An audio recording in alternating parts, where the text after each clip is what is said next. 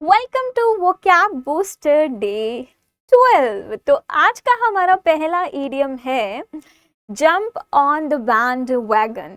अब इसका मतलब क्या होता है कि किसी भी पॉपुलर ट्रेंड को फॉलो करना, यानी कि भीड़ के साथ चलना। To join a popular trend. अब जैसे एक आया था ना कि पढ़ाई या नींद, है ना, पढ़ाई नींद फॉलोज माय ब्रदर, नींद फॉलोज, है ना। ऐसे ही आपने देखा होगा कि एक वो हल्दी वाला ट्रेंड आया था कि सब लोग ग्लास में पानी में हल्दी डाल के सब देख रहे थे। तो इसे हम क्या कहते हैं, इसे हम कहते हैं to jump on the bandwagon, यानी कि भीड़ के साथ चलना या फिर कोई पॉपुलर ट्रेंड को ज्वाइन कर लेना। जैसे कि everyone jumped on the band wagon of the new diet trend. जैसे अभी सब लोग माचा पी रहे हैं तो फिर वो एक ट्रेंड में आ गया कि हमें भी पीना है, हमें भी ये चीज ट्राई करनी है। ऑलराइट, अब इसको याद करने का तरीका क्या है कि जब भी हम ऐसी कोई नई चीज देखते हैं तो हम फटाक से क्या करते हैं, उस नई चीज पे कूद जाते हैं कि ये चीज हमें भी करनी है। दोस्त गड्ढे में जा रहा है तो हमें भी गड्ढे में जाना है, हम भी उस गड्ढे में कूदते हैं। तो आप इसको जंप वर्ड से याद कर सकते हो। Alright, clear. नेक्स्ट हमारा है it takes two to tango. अब it takes two to tango का मतलब क्या होता है, जहां पर दोनों लोग रिस्पॉन्सिबल हो। अब इसको याद करने की ट्रिक क्या है, टू से टू लिखा है, टू का मतलब दो, यानी कि दोनों के दोनों रिस्पॉन्सिबल है। जैसे मम्मी बोलती है ना बहन भाई की लड़ाई में कि इसी ने सब कुछ नहीं किया होगा, तूने भी पूरी आग लगाई होगी, हो तो तुम दोनों ही एक जैसे, रिस्पॉन्सिबल तो तुम दोनों ही हो। एग्जाम्पल देखो, don't blame only him for the fight, it takes two to tango. तो एक हाथ से ताली नहीं बजती ना, ठीक है, दो हाथ लगते हैं उसमें ताली बजने के लिए, तो तुम भी कम नहीं हो। Okay, it means both parties are responsible. Next हमारा है कीप योर चिन अप, कि अपना चिन अप रखो। अब देखो, जैसे अगर आप डरे हुए हो, आप सहमे हुए हो तो ऐसे रहोगे, लेकिन अगर मैं आपको कहूं कि अपना चिन अप रखो तो इसका मतलब क्या होता है, stay positive despite difficulty. Life में आपकी परेशानी है लेकिन फिर भी आप क्या कर रहे हो, आप पॉजिटिव हो, ठीक है, आप अपना लगे हुए हो एफर्ट्स देने में। तो कहते हैं ना कीप योर चिन अप, ठीक है, तो मुंह उठा के, मतलब सिर उठा के चलो, ठीक है, तो पॉजिटिव रहो, keep your chin up, things will get better better soon. तो चीजें बहुत जल्द ठीक हो जाएगी, ठीक है, बस अपना चिन अप रखो। चिन अप मतलब पॉजिटिव रहो, है ना। तो आप देखो, जब आपको अपने दोस्त को बोलना हो कि पॉजिटिव रहे यार, तो आप उसको बोलना chin up bro, chin up, okay, keep your chin up, right. Next हमारा है let the cat out of the bag. अब देखो, उसको याद करने का तरीका क्या है, एक बिल्ली थी जो कि बैग के अंदर थी। अब वो बिल्ली अगर बैग से बाहर आ जाए तो इसका मतलब कि आपका सीक्रेट बाहर आ गया है। इसका यही मतलब होता है to reveal a secret accidentally. Accidentally आपसे कोई सीक्रेट रिवील हो जाता है ना, बिल्ली बाहर आ गई है तो सिर्फ बिल्ली बाहर नहीं आई है, आपका सीक्रेट भी बाहर आ गया। She let the cat out of the bag about the surprise party. तो सरप्राइज पार्टी थी, है ना, और क्या हुआ कि सरप्राइज पार्टी के लिए जो मतलब सरप्राइज था वो तो बाहर ही आ गया। ओके, नेक्स्ट हमारा है once in a blue moon. Okay, इसका मतलब होता है कि कोई काम बहुत ही रेयरली होना।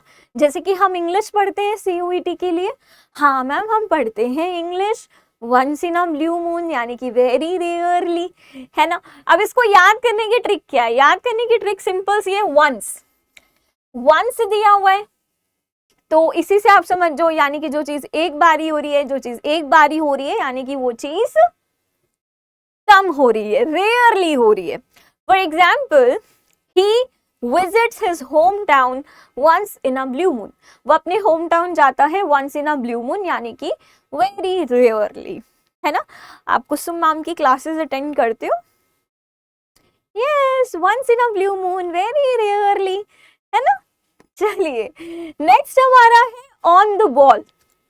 ऑन द बॉल का मतलब क्या होता है, अलर्ट रहना, ठीक है, एंड क्विक टू अंडरस्टैंड, ठीक है। जैसे मान लो कि अभी एक नया नया मैनेजर आया तो उसने आते ही ठीक है, देख लिया भाई कौन सी चीज कैसे हो रही है, कितने बजे हो रही है, नहीं हो रही है, कब होगी, है ना। सो मतलब जो बहुत अलर्ट हो, जो बहुत मतलब फटाफट चीजों को समझ जाए। Okay, a new manager is really on the ball with deadlines. तो डेडलाइंस को लेकर वो बहुत ज्यादा ऑन द बॉल है, यानी कि बहुत ज्यादा वो अलर्ट है, फटाफट चीजों को वो समझ जाता है। इसको याद करने की ट्रिक क्या है, बॉल, ठीक है।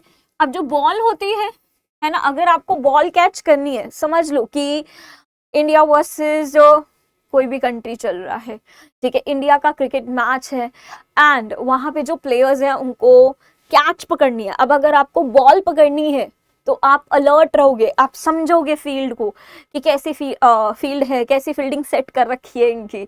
Alright, so on the ball मतलब कि आप अलर्ट हो एंड आप चीजों को फटाक से समझ रहे हो, ठीक है। जैसे मैं भी बेटा बहुत ऑन द बॉल हूँ, मुझे भी समझ में आ रहा है कि आज हमारा डे 12 है। क्या आपने डे 1 to 11 पूरा सीरीज को देख लिया है? नहीं ना, मैं सिर्फ आपसे 10 से 15 मिनट मांग रही हूँ डेली के।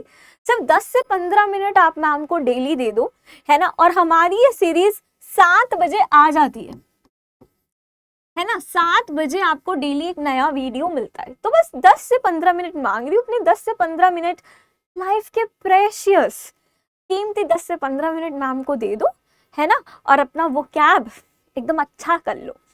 चलिए, next we have on thin ice. और ये ना सारे आपके एग्जाम में आ रखे हैं CUET के, बता रही हूं मैं। ऑन थिन आइस, इसका मतलब क्या होता है कि किसी रिस्की, किसी डेंजरस सिचुएशन में हो ना। अब जैसे कि मान लो कि अगर बर्फ है और एकदम बर्फ पे अब क्या डर होता है, फिसलने का डर होता है ना, कि जो आपने पैर रखा आप फिसले और हमेशा के लिए फिर टाटा बाय बाय। तो इसको आप आइस से ही याद कर सकते हो।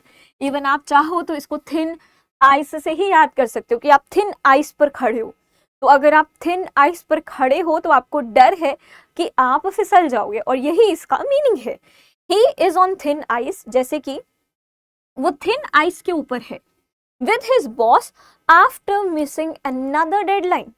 डेडलाइन पे काम ही नहीं किया। सर ने बोला था कि 7 बजे तक ये चीज हो जानी चाहिए, 7 बजे तक ये चीज हुई नहीं। तो अब वो बॉस के साथ किस पर है, थिन आइस पर है, यानी कि रिस्की और डेंजरस सिचुएशन में वो है। ओके, और अगर आपने पूरी सीरीज नहीं देखी ना तो आप भी आ जाओगे ऑन थिन आइस। यस, चलिए, वंस बिटन ट्वाइस शाय। तो ये बड़ा कॉमन ईडियम है, लेकिन बच्चे यहाँ पे थोड़ा कंफ्यूज हो जाते हैं ट्वाइस शाय को देखकर। वंस बिटन ट्वाइस शाय, जैसे वो कहते हैं ना कि दूध का जला छाछ भी फूक फूक कर पीता है। छाछ तो ठंडी होती है लेकिन उसे भी फूक फूक कर पीता है जिसका मुंह दूध से जल जाता है ना। तो इसका भी वही मतलब है, a bad experience makes one cautious, कि अगर किसी के साथ कुछ बुरा हो जाता है तो फिर उसे, ठीक है, एक्सपीरियंस मिल गया है, अब वो ध्यान से चलेगा, है ना, अब वो सतर्क रहेगा, ओके, कॉशियस रहेगा। जैसे कि after being cheated once, cheated से सिर्फ वही वाली चीटिंग नहीं होती है, और भी चीटिंग होती है। He is once bitten twice shy, तो एक बारी जब उसको चीट किया गया तो उसके बाद से वो वंस बिटन ट्वाइस शाय बन गया। अबाउट इन्वेस्टमेंट्स, पूरा पढ़ लो, है ना, पूरा पढ़ लो, एकदम से मत याद मिलाओ कि ओ मैम कुछ याद आ गया हमें तो चीट वर्ड से। इन्वेस्टमेंट्स की बात हो रही है यहाँ पे, इन्वेस्टमेंट्स की। Okay, next one we have out of the blue. Blue में से एकदम बाहर, है ना, आउट ऑफ द ब्लू। इसका मतलब क्या होता है कि अनएक्सपेक्टेडली कुछ हुआ है, सडनली कोई चीज हो गई है। Okay, unexpectedly, suddenly. For example, cheating के बाद एक और नया एग्जाम्पल, वो भी ऐसा ही है। She called me out of the blue after years of silence. इतने सालों के बाद आज उसका अचानक से फोन आया।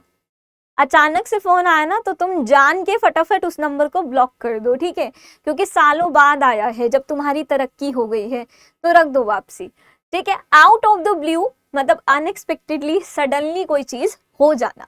जैसे आपको आपके दोस्त ने कॉल कर लिया सालों बाद, ठीक है, एकदम सडनली आपने एक्सपेक्ट ही नहीं किया, आपने तो सोचा वो मूव ऑन कर गई होगी, लेकिन कई बार लोग सिर्फ चेक करने के लिए आते हैं कि आप कर गए हो या नहीं।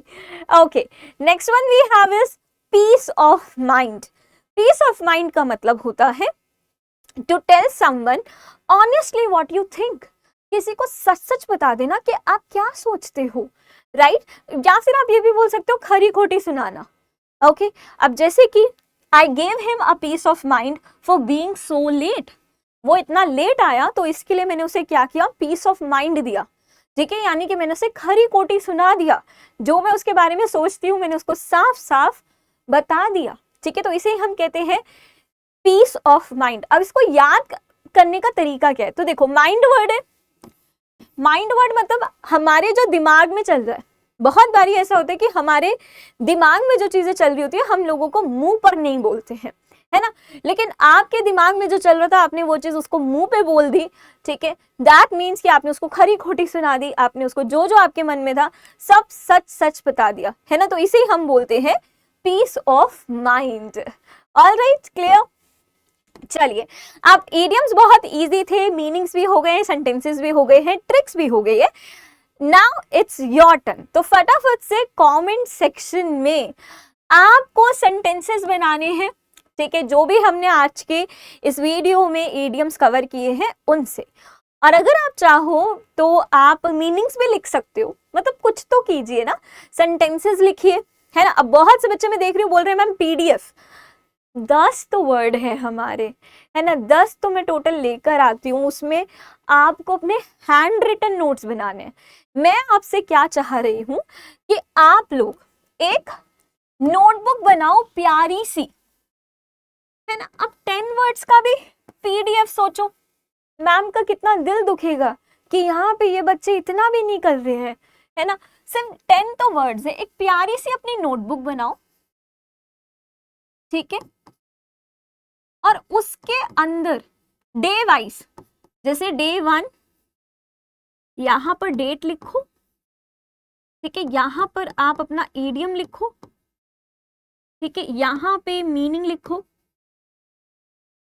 ठीक है। अगर आप चाहते हो तो आप सेंटेंस भी लिख सकते हो, अगर अपना कोई सेंटेंस नहीं लिख सकते तो कोई बात नहीं, जो एटलीस्ट मैम ने जो सेंटेंस लिखवाया है वो तो लिख सकते हैं, ठीक है। या फिर आप यहाँ पे ट्रिक लिखो, ठीक है, जो भी आप अपने माइंड में सेट करना चाहते हो कि मुझे इस वर्ड्स को याद करना है, ऐसे प्यारे प्यारे अगर आप डेली भी कर लोगे, है ना। आज हम डे 12 पे हैं, अगर आप पिछली की भी 11 वीडियोस करोगे तो कोई ज्यादा टाइम नहीं लगेगा, आधे घंटे में आपकी सारी वीडियोस हो जाएगी, है ना, और ये सारा होमवर्क भी आपका आधे घंटे में हो जाएगा। तो लगभग बस 1 घंटा मैं आपसे मांग रही हूँ बैकलॉग को भी पूरा कवर करने के लिए, है ना। नहीं तो अगर आप आज से भी स्टार्ट करते हो तो ये सिर्फ 10 मिनट का काम है। मैं चाहती हूँ कि आप अपने प्यारे प्यारे हाथों से लिखो। क्यों मैं आपको ऐसा कह रही हूँ, क्योंकि अगर आपने टॉपर्स के इंटरव्यू देखे होंगे तो आपने सुना होगा कि हैंड रिटन जब आप नोट्स बनाते हो तो आपको ज्यादा टाइम तक याद रहता है। क्यों? क्योंकि एक बारी तो जब आप उसे लिखोगे तो आप पढ़ोगे, और जब आप लिख रहे हो तो अपने मन में भी बोलोगे, और एक जब आप लिख रहे हो तो आपको वो चीज अलग से याद हो रही है ना। तो जब आप खुद के हैंड रिटन नोट्स बनाओगे तो बेटा ये आपको लॉन्ग रन में लॉन्ग टाइम तक याद रहेगा। पता लगे 2027 CUET आ भी गया और आप सारा कुछ भूल भी गए, जस्ट बिकॉज आप बस रिसोर्सेज इकट्ठा करने में थे कि बस हम रिसोर्सेज इकट्ठे कर ले। तो रिसोर्सेज इकट्ठे करने से कुछ नहीं होगा, आपको डेली बेसिस पे अपनी खुद की नोटबुक बनानी है। टॉपर्स बच्चे भी बनाते हैं, टॉपर बच्चों की यही पहचान होती है ना। तो अगर अपनी मनपसंद यूनिवर्सिटी, मनपसंद कोर्स चाहिए तो सीरियसली लो, अलग से अपनी नोटबुक बनाओ और इनको डेली बेसिस पे रिवाइज जरूर करना है। रिवीजन बेटा बहुत ज्यादा इंपॉर्टेंट है, तो ये सब कुछ आपको करना है। ओके, सो हम लोग मिलते हैं डे 13 में, तब तक के लिए bye bye. Keep learning, keep growing and keep smiling. Tata.